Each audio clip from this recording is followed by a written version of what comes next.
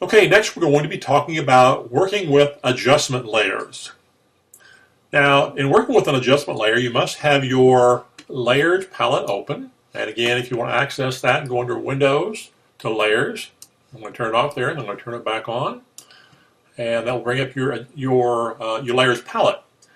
Now, if you have a layer that you want to make adjustments to, there's one very good way you can approach this, and that's making. If you go down here to the bottom of your layers palette, you'll have what's called you can create a new fill or adjustment layer. And so if you click on that, and the drop down is going to bring up different options that you can work with in adjusting that layer. But let's say, for example, we want to work with the curves.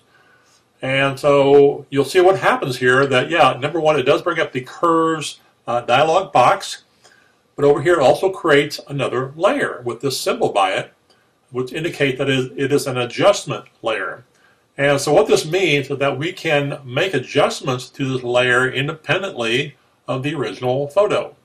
So if we don't like what we've created or adjusted, we can easily go back to the original.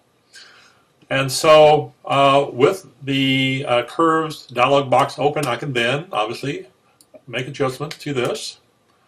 And by working with the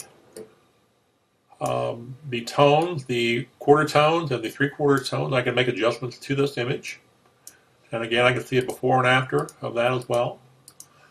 And so, again, anyway, you can easily, I'm going to say OK on this. I'm going to say that's what I want. And so I can turn that off actually and see where I began and turn it back on. And if that's what I want, what I can then do is merge those two layers.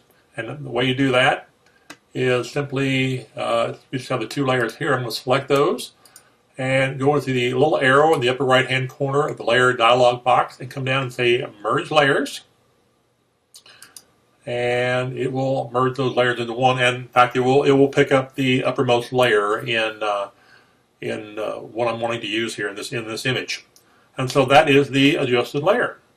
And so, again, that's a simple way that you can adjust a certain layer in your image that you're working on. And again, very simple to revert back to what you want if you don't like what you've done. But again, a simple approach to adjusting a layer.